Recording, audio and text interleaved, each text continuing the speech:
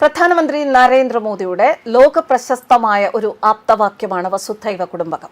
ഈ ഭൂമിയിലുള്ള എല്ലാവരും ഒരേ കുടുംബമാണ് എന്ന ആശയം പലപ്പോഴും മറ്റ് രാജ്യങ്ങൾക്ക് പല ബുദ്ധിമുട്ടുകൾ നേരിടുമ്പോൾ എന്തെങ്കിലും പ്രകൃതി ദുരന്തങ്ങൾ അല്ലെങ്കിൽ എന്തെങ്കിലും ദുരിതങ്ങൾ, യുദ്ധസമാനമായ സാഹചര്യങ്ങൾ ഇതൊക്കെ ഉണ്ടാകുമ്പോൾ ഇന്ത്യ അവിടെ സഹായങ്ങൾ എത്തിച്ച് വസുധൈവ കുടുംബകം എന്ന ആപ്തവാക്യം, ഭാരതത്തിന്റെ ആ ആപ്തവാക്യത്തെ സത്യമാക്കിയിട്ടുണ്ട്. എന്തായാലും വസുധൈവ കുടുംബകം എന്ന ആ ഒരു ആശയത്തിൽ വിശ്വസിക്കുന്ന ഭാരതം ഒരു നനഞ്ഞ പടക്കമാണ് എന്ന് മാത്രം ആരും ധരിക്കരുത്.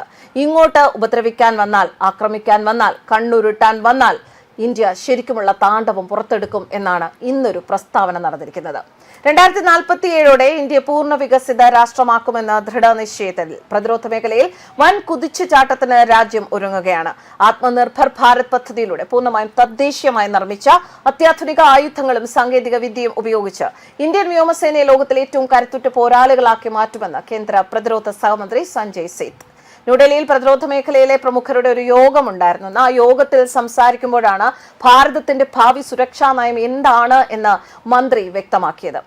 സമാധാനത്തിലും വസുധൈവ കുടുംബകം എന്ന ആപ്തവാക്യത്തിലുമാണ് ഭാരതം വിശ്വസിക്കുന്നത്.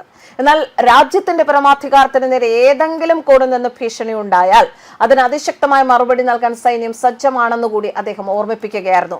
ഇന്ത്യൻ സംസ്കാരം നമ്മെ പഠിപ്പിക്കുന്നത് സമാധാനവും മനുഷ്യക്ഷേമവുമാണ്. എന്നാൽ ഭീകരവാദത്തിലൂടെ നമ്മെ ഭീഷണിപ്പെടുത്താനോ ഭാരതത്തിന് നേരെ കണ്ണുരുട്ടാനോ ആരെങ്കിലും തുനിഞ്ഞാൽ ശിവന്റെ താണ്ഡവ രൂപത്തിൽ മറുപടി നൽകാനും നമുക്കറിയാം എന്നാണ് സഞ്ജയ് സേത്തിന്റെ കർശന മുന്നറിയിപ്പ്. മുന്നണിയിൽ പോരാടുന്ന സൈനികൻ ഒരിക്കലും ഒറ്റയ്ക്കല്ല. അവരുടെ വിജയഗാഥകൾ രൂപപ്പെടുന്നത് രാജ്യത്തെ പ്രതിരോധ നിർമ്മാണശാലകളിലാണെന്നും മന്ത്രിയുടെ വാക്കുകൾ. ലോകത്തിലെ ഏത് വൻകിട സ്റ്റാർട്ടപ്പുകളോടും കിടപിടിക്കാൻ ശേഷിയുള്ള യുവതലമുറയും സാങ്കേതിക വിദ്യയും ഇന്ന് ഭാരതത്തിന് സ്വന്തമാണ്. പ്രതിരോധ മേഖലയിൽ സ്വയം പര്യാപ്തത കൈവരിക്കാനുള്ള ഈ യാത്ര ഒരു സ്വപ്നം മാത്രമല്ല, തീരുമാനിച്ച ലക്ഷ്യമാണെന്നും ഭാവി യുദ്ധതന്ത്രങ്ങൾക്ക് അനുയോജ്യമായ രീതിയിൽ പുതിയ സാങ്കേതിക വിദ്യകൾ വേഗത്തിൽ വികസിപ്പിച്ചെടുക്കണമെന്നും അദ്ദേഹം ആഹ്വാനം ചെയ്തു.